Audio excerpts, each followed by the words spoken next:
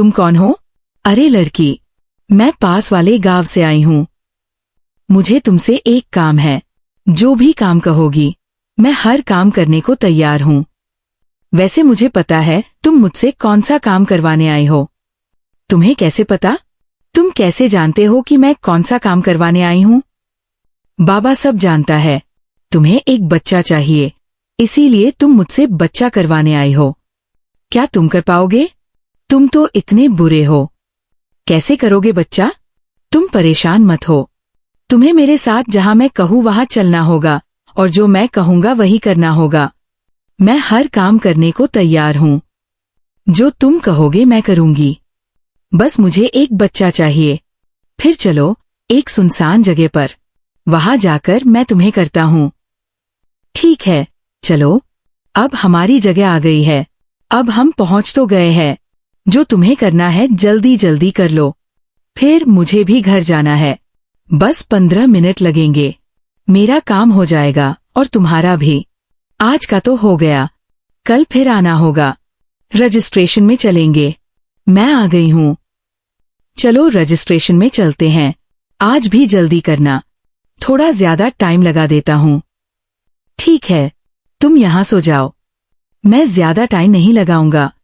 आज का भी हो गया, तुम बस ऐसे लेती रहो। आज चलो समुंदर में, वहां करेंगे। फिर तुम नहा लेना। इतना करते हो तुम? कब होगा ये बच्चा? मुझे ये बताओ। आज भी तो कर लिया है। बस एक आखिरी बार झोपड़ी में जाकर करेंगे, फिर हो जाएगा।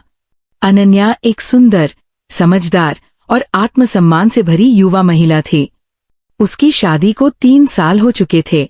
बाहर से देखने में उसकी जिंदगी बिल्कुल सामान्य लगती थी।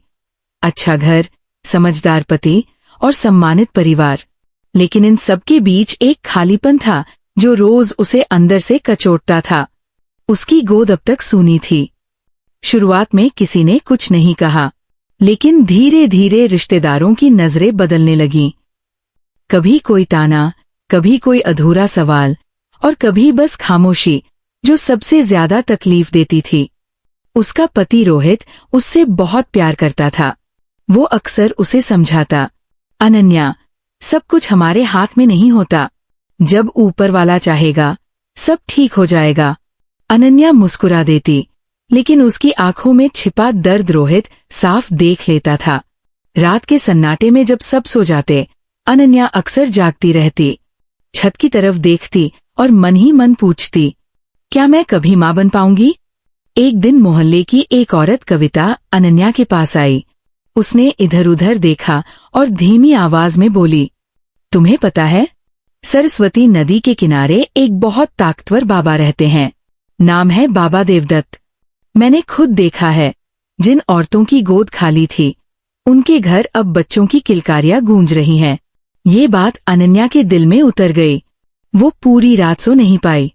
मन में डर भी था, लेकिन उम्मीद उससे कहीं ज्यादा बड़ी थी। अगले दिन दोपहर को, जब सूरज आसमान में आग उगल रहा था, अनन्या अकेली निकल पड़ी। रहस्यमयी झोपड़ी। सरस्वती नदी के किनारे नंदापुर गांव से थोड़ा दूर एक पुरानी सी झोपड़ी थी। चारों तरफ ऊंचे पेड़, सुनसान पगडंडी और अजीब सी खामोशी। झोपड़ी के पास पहुंचते ही अनन्या रुक गई। अंदर से मंत्रों की आवाज आ रही थी। उसने धीरे से झांका। बाबा देवदत्त जमीन पर बैठे थे। सामने आग जल रही थी। वो कभी उसमें लाल चूर्ण डालते, कभी आंखें बंद करके कुछ बुदबुदाते।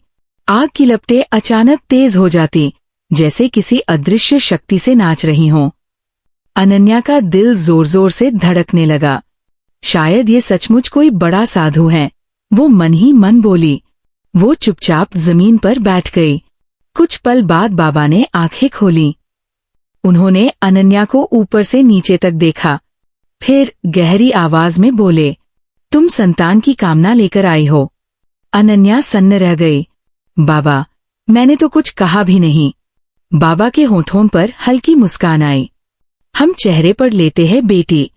तुम्हारे चेहरे पर जो पीड़ा है, वो सब बता देती है।